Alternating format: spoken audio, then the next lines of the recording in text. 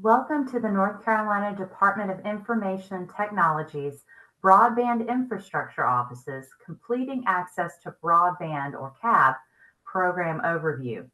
Today, we are joined by some of our colleagues at Civic Initiatives who are helping with the Completing Access to Broadband facilitation of the evaluation process. They will be providing information today to you on how counties can participate in the evaluation of CAB proposals. Without further ado, I'm going to hand it over to John Stevens with Civic Initiatives. Thank you, Crystal, and welcome everybody that's in the county level. The purpose for today's meeting in the webinar that we're presenting is to provide some background on the Completing Access to Broadband program for 2025, which will include a description of the roles of the evaluation parties and describing the participation options for the counties that evaluate internet service provider proposals that are submitted in response to the scopes of work. So the agenda for today, a quick CAB overview, and of course, we will talk a little bit about the program itself, the evaluation roles, how you will access the response documents, some pointers on the restricted nature of communications, a discussion of confidentiality and conflict of interest, which are very critical to this program, the evaluation methodology, the award decision memorandum, a little bit of an explanation of what that is and what function that serves, county participation options, time requirements and meeting schedule. This is going to be very important to you as county participants. Schedule of events and deadlines, and how to submit questions.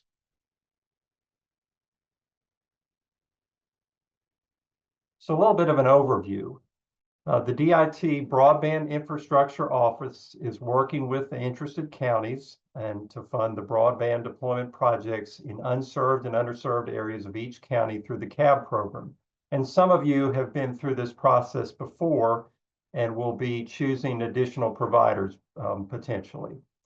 90 counties have chosen to participate in this second round of the CAB funding.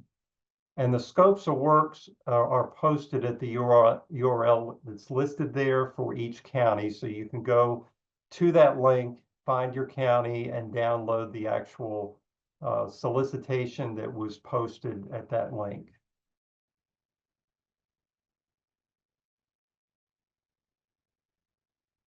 So a little bit about the evaluations and the participation levels. So and the roles and responsibilities. So the DIT Broadband Infrastructure Office will fully evaluate all scope of work responses from the ISPs. Civic is serving as your source selection coordinator. Once again, to kind of describe what we do, we are facilitating the process. So each meeting that's conducted for Civic will be a participant in facilitating that process. And then you as a county can choose your own participation level, and we'll get into what those participation levels will be shortly. So county participation. So there are slightly different evaluation. The process is slightly different from the previous round of CAB. There are a larger volume of counties participating. I think we had 34 or so counties on the first round. There's a very tight timeline for awards due to the American Rescue Plan Act deadline. So keep in mind that we have a deadline that we're working against to get these contracts awarded. And then there were additionally legislative changes to the county contribution requirements that were enacted in November of last year.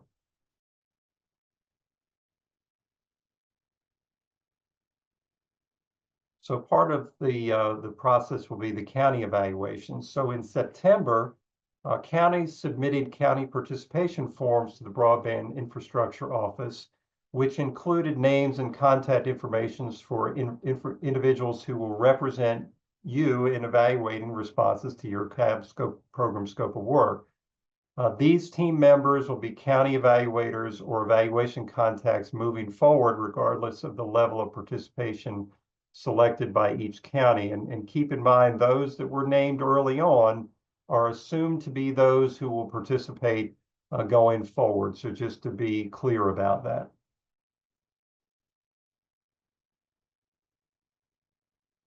So access to response documents. The Broadband Infrastructure Office will use the BIO data exchange system to provide all relevant files to counties. So there will be an access, a means of access granted to you so that you can download the necessary documents and files. There'll be instructions provided and it will be shared with each evaluation team member.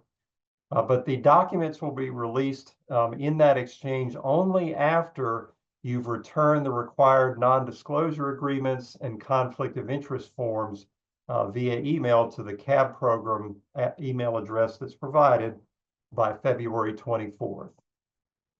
And of course, at that time, the BIO will have reviewed each proposal for completeness. So the goal obviously is to give you only those proposals that are going to be eligible for consideration. So at that point, they should be fully reviewed by the BIO.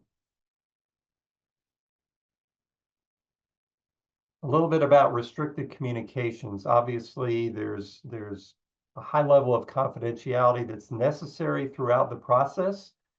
We do expect evaluators to evaluate the proposals independently. There'll be no discussion between the evaluation team regarding the proposals and evaluations outside of officially called evaluation meetings. So obviously this is not water cooler talk, over lunch, so on and so forth. We want to make sure to restrict that discussion to those meetings that are being conducted on a formal level.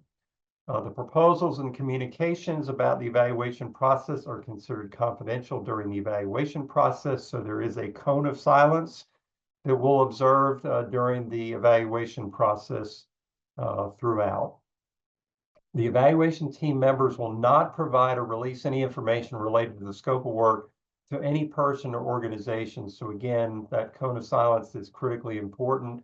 And then any request for information related to the scope of work should be referred to me. And so we'll provide that information. I believe that information is at the very end of the presentation, but you'll have my email address that you will refer any questions that come up related to people asking for information about the process.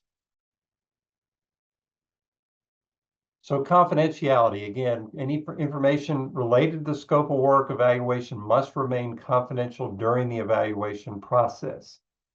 Information is not to be shared with individuals or groups within or outside of your organization. So, you may have a lot of interest in this locally, but we do ask that you keep that cone of silence intact while the evaluation process is going forward.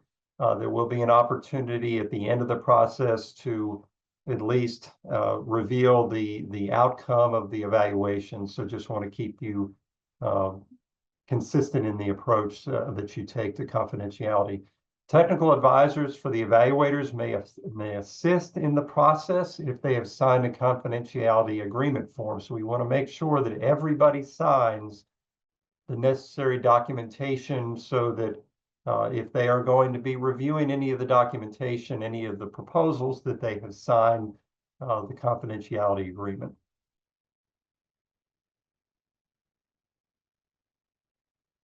Evaluation team members, again, will be required to sign a conflict of interest form prior to receiving the evaluation material to ensure there are no conflicts. And these forms will be distributed once the list of ISPs who responded to each county scope of work is known. So those names will be provided to you so that you can review the list and ensure that you do not have any conflicts of interest with those companies who have submitted a response.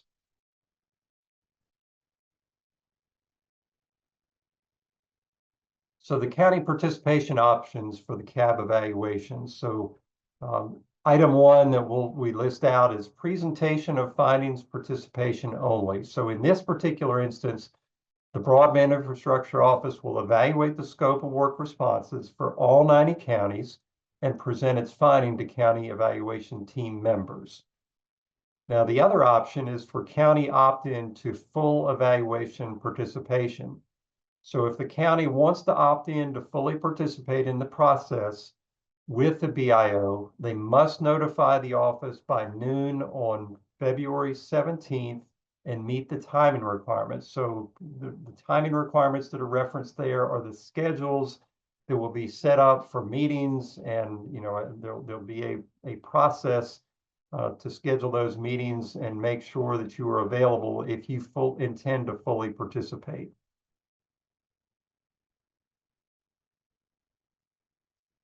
So a little bit about the scope of work response evaluation methodology. The evaluation committee will review and evaluate submitted proposals using a best value methodology.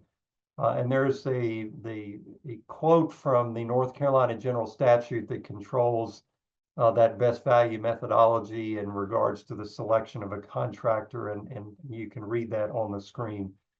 The award decisions are made based on multiple factors, such as the total cost of the project, the technical merit of the proposal, and the probability of the respondent performing on time with high quality and in a manner that accomplishes the objectives of the scope of work. Award will be made to the respondent whose proposal is determined to be the most advantageous and the best value to the state using the criteria that are set forth in the scope of work. So that is going to be the basis for the evaluation and consideration for award. So the scope of work response evaluation criteria, which you will find when you download and review your county's SOW. The evaluation committee will evaluate responses based on the substantial conformity with the specifications listed in the scope of work, which are listed in order of importance. So you have the ability of the respondent to perform, the technical merits of the project, and the cost and scope of the project. Committee members will compare responses by identifying strengths and weaknesses measured against these criteria, and it will identify the offer that best addresses the stated priorities and balances price and quality. So what that's saying is you'll be evaluating based on the evaluation criteria. There might be benchmarking of proposals ultimately when you get to the end of the process, but what we're trying to do is have you evaluate based on what the criteria states and not comparing one proposal against the other.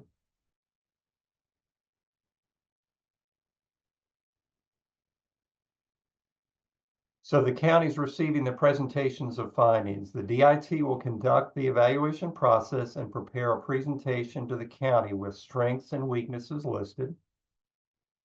The evaluation team members and DIT will meet and discuss that evaluation.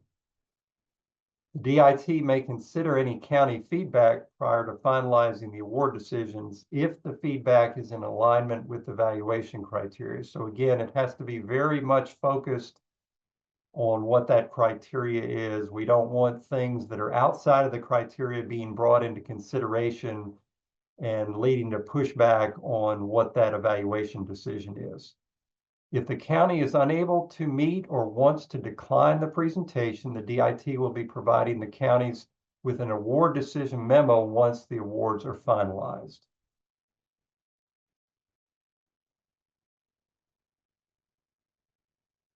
For the counties opting into full evaluation, the county evaluation team members will fully participate as scoring evaluators on the evaluation committee and will evaluate each offer's response to the scope of work.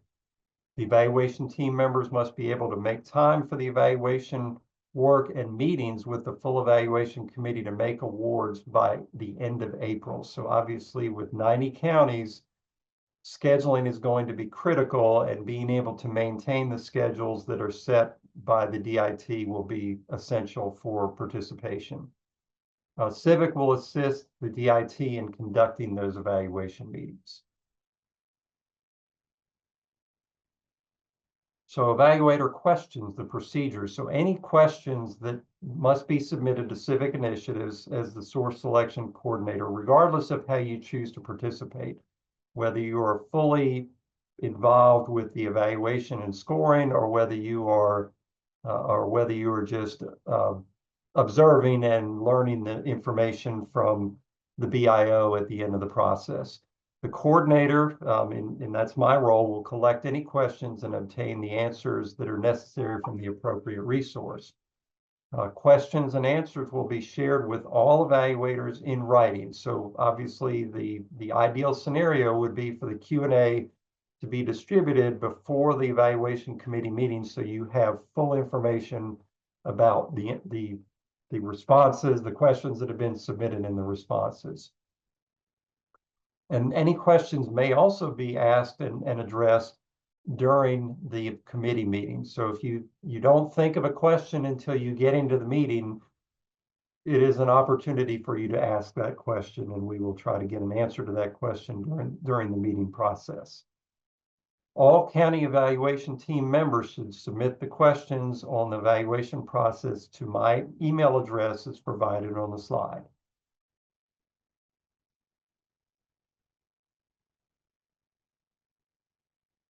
Evaluation workbook. So this is for counties that opt into full evaluation participation. Workbooks will be released in the BIO data exchange after offers have been received. Teams will evaluate the proposals against the scope of work and provide comments to support their evaluation. Evaluator workbooks will be subject to public records requests. So comments and narrative information must be pertinent, objective, and contain a professional tone. And always assume your comments could end up in the media. So that's always a good standard to use. If I want what I'm writing down on this evaluator workbook to be read out loud in a news release. Evaluation workbooks must be submitted to me as the source selection coordinator via email before the first discussion meeting. And the reason for this is to help facilitate that discussion process and move things along at a reasonable pace during the evaluation meeting. You would have opportunities to go back and adjust your evaluations during that meeting, but we want to have a starting point for the review process. The award decision memorandum. So for both participation options, the outcome of the evaluations is the award decision memorandum. Evaluator comments will be used by the DIT to develop this award decision memorandum. So again, using the standard of, if I'm comfortable with my comments being read out in the media, they should be a professional tone used and be relevant to the evaluation process. So those will be incorporated into that award decision memorandum. The final memorandum will be provided to each county. And then the memo can support any required county board approvals that may be necessary within your county.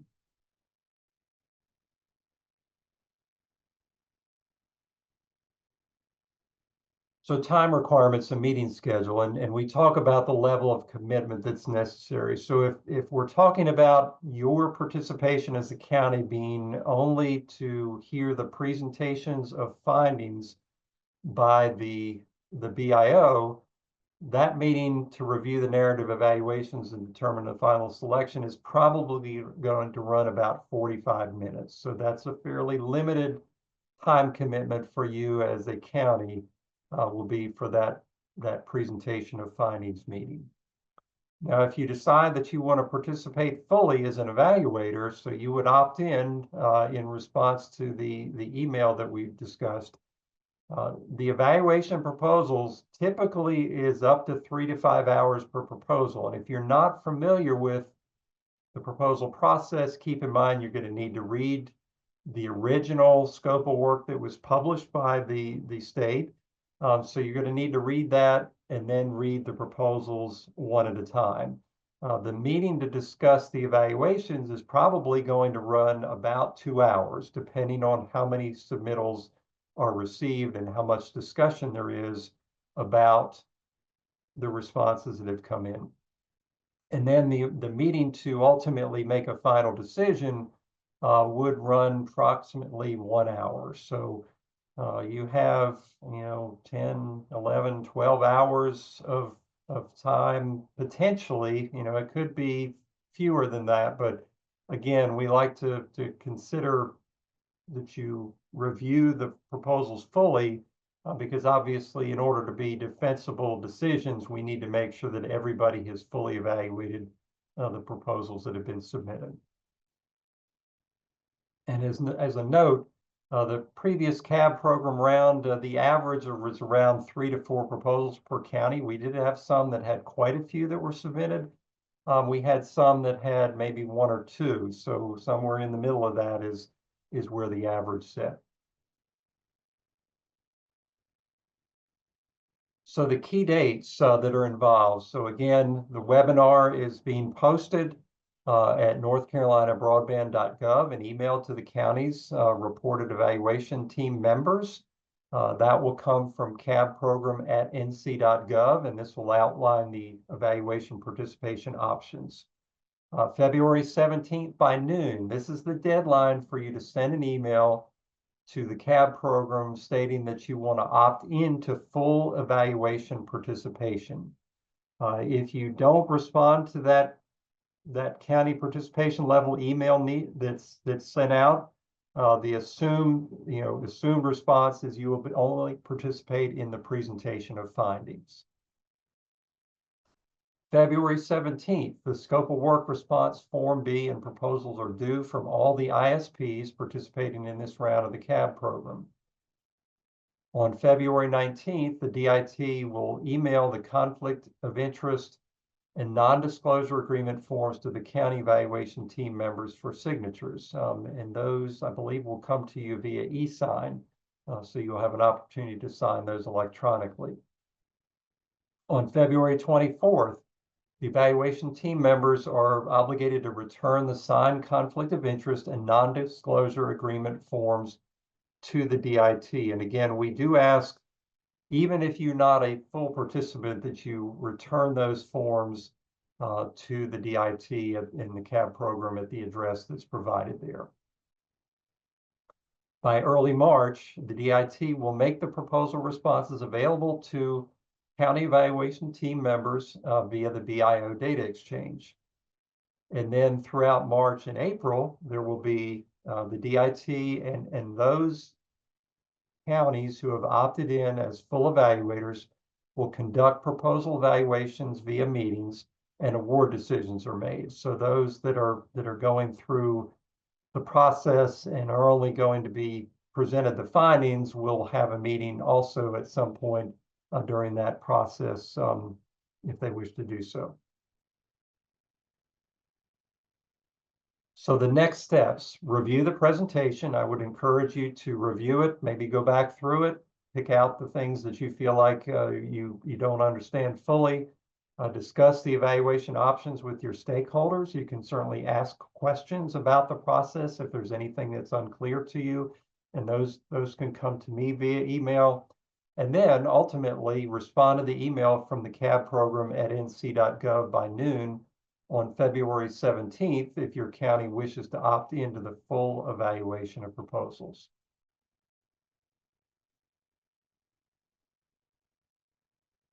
So final note, who to contact with questions. For general questions about the program itself, you can reach out to cabprogram@nc.gov. But if you have questions about or during the evaluation process about the process that we're going through, you can send those to me via email to jstevens@civicinitiatives.com. We thank you for your viewing of this particular presentation. We look forward to whatever level of participation you choose and are excited about this process. Thank you.